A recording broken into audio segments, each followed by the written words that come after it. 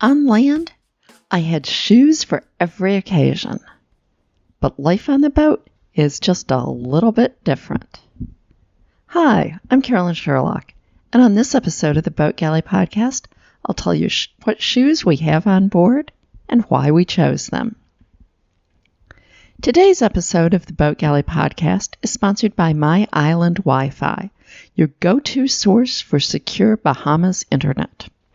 Planning on a visit to the Bahamas and wanting the security of unlimited Wi-Fi? Look no further.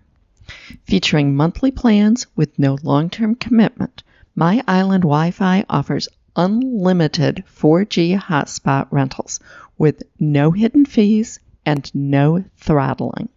It's what we used on our last trip to the Bahamas. Visit My Island Wi-Fi to reserve your device now. My Island Wi-Fi. Vacation without limits. I love them. Once upon a time, I had lots of shoes. Lots and lots of shoes. Dress shoes, business heels, casual shoes, beach shoes, winter boots, and so on. Since 2002, just after we moved onto our first cruising boat, K-Tal, I've only had 3 pairs of shoes at any one time. Okay, I also do have a pair of sailing boots that double as fin booties, so maybe you could say I have 4 pairs. And Dave has the same. But I do get asked about what shoes we have and what do I recommend. So here goes. First is WhyKeen Sandals. I've worn WhyKeen Sandals since 2005 for about 95% of what I do. Obviously, I love them. So most of this post is about why they work so well for boat life. Up until maybe the last 4 years, I always wore the Newport H2. Lately, I've been wearing the Whisper model, and Dave also wears the Newport H2s. All of the models with H2 in them are designed to go in and out of the water, perfect for wading to and from the dinghy, walking on the beach, and so on. Several other models, such as the Whisper, are also designed to be wet and dry. They don't stretch out when wet, get moldy, or create blisters when worn wet on a hike. They're great when wading in places without a nice sandy bottom, where you really don't want your feet in the mud or yuck. Almost all WhyKeen sandals are what are called hiking sandals, meaning that they have the support needed for all but the most rugged hiking. And we certainly put them in the test while cruising the Sea of Cortez. The soles are thick and thorn-resistant, a quality I came to value after taking a simple walk in Baja with Crocs. Pretty much every single thorn that came near those shoes came right through the sole and into my foot. I cut that trip short after about 5 minutes and sort of hobbled back to the boat. Now, one of the best features about most WhyKeen models is the toe guard. It really does prevent a lot of tripping incidents and toe injuries. Admittedly, it's slightly harder to shake a small pebble or bit of gravel out of the sandals, but overall, that is less than a problem than toe injuries, and it also stops any thorns that you may kick into. Because of the toe guard, I was even able to wear them while hiking over a lava field in Hawaii. WhyKeens are the only brand of sandals that the guide company will let you wear. Otherwise, you have to wear sneakers or hiking boots that will protect your toes. Now, back in 2004, 2005, several cruising friends recommended the WhyKeen Newport H2s to me after that thorn incident with the Crocs, but I resisted for over a year due to their cost. Nearly $100 for a pair of sandals? You have got to be kidding me. After trying a bunch of others that just didn't work, I finally broke down and bought a pair when I realized the cheapies were only lasting me a few weeks. I've decided that the WhyKeens actually are a good deal. A pair lasts me 6 to 9 months of pretty much constant wear, and then they become my paint shoes. One thing that I particularly like is what I call field repairability. If almost anything in the sandal fails, it tends to be the stitching that holds the woven fabric to the neoprene lining, and the shoes get loose, but not unwearable. A bit of dental floss or sail thread and a needle, and they're good as new again. I've never had the shock cord lacing break, but if it did, it could easily be tied back together. And we always have spare shock cord on board if we needed to replace it. The repairability was critical when we were in the Sea of Cortez, Mexico, and there were no shoe stores nearby.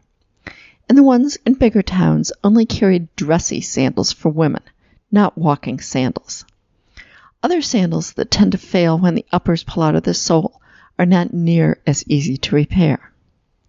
Now, a quick tip here. If you're going to be cruising Mexico, take several spare pairs of sandals with you. Women's recreational sandals, such as Tevas, Keens, that kind of thing, are almost impossible to find, and it's hard to find men's sandals in sizes over about a US 9. A couple years ago, I bought a pair of the Whisper model because I didn't like the colors then available in the Newport H2s for women. I like the Whispers even better. They aren't as heavy or as clunky looking and seem to be giving me every bit as much support and toe protection. They have the same great non-slip sole as the Newport H2s too, and while the soles are black, they have never marked a boat I've been on.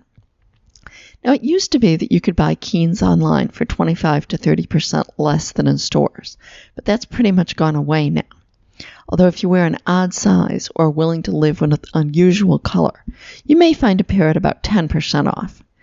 I buy mine from Amazon just because of the huge color and size selection. I put some links in the show notes. Okay, now let's go on to my second pair of shoes. That's a pair of sneakers or running shoes. Occasionally, it gets a little chilly where I am. Usually that means I put on a pair of socks with my Keens. But once in a while, I need something more, so I get out my sneakers. If it's that cold, I'm usually wearing jeans, so they fit right in. Once in a while, I even wear my sneakers for a hike or a long walk, but it's pretty rare since I discovered Keens with the toe guards. Now, Dave's second pair of shoes is also his running shoes. He wears them about as often as I do. If you're going to leave your sneakers on the boat full time, don't make the mistake I did when we first began cruising. If there's any real leather on your shoes, it will mold and then disintegrate. Only buy shoes with no real leather. And then we come to my third pair of shoes. It's a pair of dress shoes. Now, I call them dress shoes. They're not truly dress shoes like pumps. I wear dressy shoes maybe 4 or 5 times a year. Most of our socializing is very, very casual. For me, a pair of somewhat dressy sandals in a neutral color and style works for all occasions. I keep the heels low. After wearing flats most of the time, high heels are dangerous for me. And frankly, I'm not about to wear hose.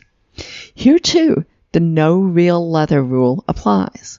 My current dress sandals are wide black elastic bands with low heels, chosen with their ability to go with just about anything.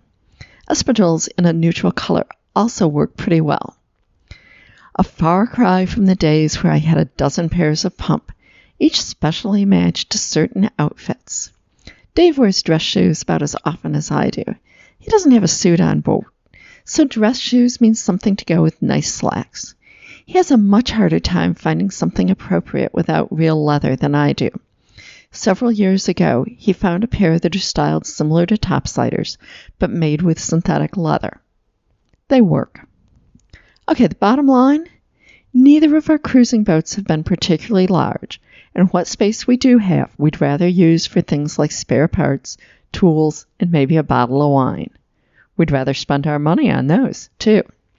When we first started cruising on Catal, we both way overestimated how many pairs of shoes and how much clothing we needed. Within just a few months, we'd both cut back to just 3 pairs. I was shocked to discover I didn't miss having more. Thanks for listening to the Boat Galley podcast. I hope you enjoyed it and found it useful. Don't forget to subscribe in your favorite podcast app so you never miss an episode.